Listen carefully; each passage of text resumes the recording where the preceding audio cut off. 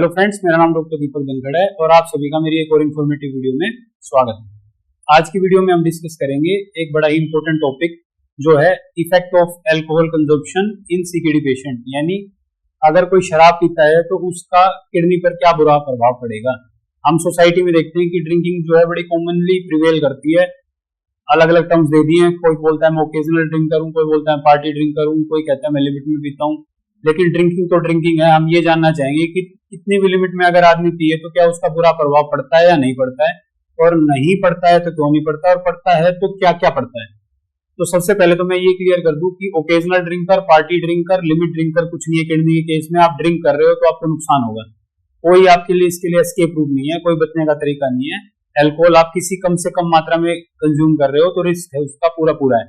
इसलिए जो आसव अरिस्ट फॉर्मेशन होती है, आयुर्वेद में एक मेडिसिनल प्रिपरेशन होती है, जैसे आपने सुना अश्वगंधा अरिस्ट, दशमूला अरिस्ट, द्वासा अरिस्ट, कुमारी आसव, ये जितनी भी प्रिपरेशन है ये कॉन्ट्राइंडिकेटेड है सीकेडी पेशेंट में। अगर आपका किडनी का ट्रीटमेंट कहीं से भी चल रहा है और आपके प्रिस्क्रिप्शन पर आसव अरिस्ट आपको लिखे मिले तो उस डॉक्टर के पास दोबारा आपको जाना नहीं है। उसको क्लियर ही नहीं है बेसिक कॉन्सेप्ट किडनी के, ना आयुर्वेद में और ना मॉडर्न कॉन्सेप्ट। आप एलोपैथी को क्रिटिसाइज करके आयुर्वेद को मान कभी नहीं बना सकते। कुछ पेशेंट जो है डॉक्टरों के पास जाते हैं और डॉक्टर एलोपैथी को बुरा भला बोल के और फिर ये बोलते हैं कि आयुर्वेदिक मेडिसिन लो, और फिर ये आसवरिस्ट उनके प्रिस्क्रिप्शन पर लिख देते हैं। आसवरिस्ट में सेल्फ जनरेटेड अल्कोहल होता है 8 से 15%। जब 15% अल्कोहल आपकी बॉडी में जाएगा तो क्या वो बैड इफेक्ट नहीं दिखाएगा। फॉर एग्जाम्पल जनरली मैं लिखा देखता हूँ प्रिस्क्रिप्शन पर पुनर्नवा अरिस्ट या पुनर्नवा आसव। पुनर्नवा का हो सकता है किडनी पर बढ़िया इफेक्ट, लेकिन साथ में जो 8 से 15% सेल्फ जनरेटेड अल्कोहल है उसका क्या इफेक्ट होगा।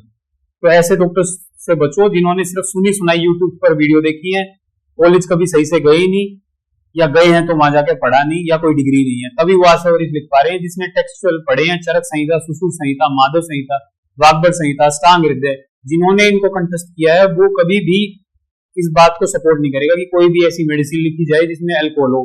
और अब जब मैं मेडिसिन की मना कर रहा हूं तो कंज्यूम करने का तो आप भूल ही जाओ कि आप अल्कोहल को किसी भी मात्रा में कंज्यूम कर सकते हैं। तो अब आते हैं मॉडर्न कॉन्सेप्ट पर कि क्या कहती है मॉडर्न साइंस अल्कोहल और किडनी फेलियर के रिगार्डिंग। तो अगर आप अल्कोहल कंज्यूम करोगे तो सबसे पहला इशू आएगा आपकी बॉडी में डिहाइड्रेशन। अब डिहाइड्रेशन को लिंक करता हूं मैं कि वाटर इंटेक से। किडनी फेलियर पेशेंट का वाटर इंटेक पहले ही लिमिट कर दिया जाता है। किडनी फेलियर का पेशेंट कम पानी पी सकता है और उस कम पानी को पी के पहले ही डिहाइड्रेशन रहती है उनको, ऊपर से अल्कोहल इंड्यूस्ड डिहाइड्रेशन हो जाएगी तो डबल ट्रबल हो जाएगी। डिहाइड्रेशन में पहले बॉडी थी, बाकी डिहाइड्रेशन अल्कोहल कोज कर देगी, तो उससे आपका खून गाढ़ा हो जाएगा। दूसरा, अल्कोहल जो है हाइपरटेंशन कोज करता है, यानी आपके ब्लड प्रेशर को इंक्रीज करता है। फिर अब ब्लड प्रेशर और किडनी फेलियर का तो डायरेक्ट लिंक है, लेमैन को भी पता है कि अगर बीपी बढ़ता है तो वो किडनी फेलियर कोज करता है। तो आप अल्कोहल पियोगे, डिहाइड्रेशन तो होनी है, खून गाढ़ा तो होना ही होना है, साथ में बीपी बढ़ेगा, बीपी किडनी को और फर्दर डैमेज करेगा। और जो ईजीएफआर है उसकी घटने की स्पीड को दुगना कर देगा, डायलिसिस पर पहुंचने के चांसेस को दुगना कर देगा। सीकेडी 3 से सीकेडी 5 के सफर को जो है आपके स्पीड को 3 से 4 गुना बढ़ा देगा। यानी जहां 3 साल में सीकेडी 5 में पहुंचना है वहां 1 साल से कम में पहुंच जाओगे आप। तो ये तो हो गया मॉडर्न कॉन्सेप्ट कि मॉडर्न साइंस क्या कहती है अल्कोहल के बारे में। अब आते हैं हम आयुर्वेदिक कॉन्सेप्ट पे। आयुर्वेद में मदिरा बोलते हैं इसको, लेकिन हम लेमैन के लिए अल्कोहल ही टर्म यूज करेंगे। तो अल्कोहल जो है वो कैसे इंपैक्ट करती है एज पर आयुर्वेद। आयुर्वेद के हिसाब से जो आपका अल्कोहल है वो आपकी अग्नि को बढ़ाता है और आपके मूत्र व स्रोतस और आपके रक्त धातु को जो है दूषित करता है। तो रक्त धातु को दूषित करेगा यानी ब्लड में टॉक्सिन्स की मात्रा बढ़ाएगा। तो किडनी फेलियर में क्या किडनी का काम होता है, विदाउट फेलियर भी और किडनी फेलियर में किडनी का फिल्ट्रेशन का काम होता है। अब दूषित कर दिया आपके ब्लड को, ब्लड में ही टॉक्सिन ज्यादा कर दिए तो वो फिल्टर आउट तो कर ही नहीं पाएगी और कॉम्प्रोमाइज हो जाएगी। और अगर आपने मेरी स्मोकिंग की वीडियो देखी है तो उसमें भी मैंने कॉन्सेप्ट क्लियर किया था कि कैसे अग्नि और जो पित्त है वो समान है। उसके लिए मैंने वहां पे एक श्लोक भी बताया था, अग्नि पित्तम च एकार्थम नाम केवलम पृथक कृते, यानी कि ये सिर्फ नाम से भिन्न है अग्नि और पित्त, लेकिन दोनों का कार्य समान है। ये श्लोक अगर आप ढूंढना भी चाहो तो अष्टांग हृदय सूत्र स्थान 12वां अध्याय 10वां श्लोक है, आप जाकर इसकी रेफरेंस देख सकते हो। तो और जो ट्रीटमेंट है सीकेडी की आयुर्वेद में वो बड़ी सिंपल है।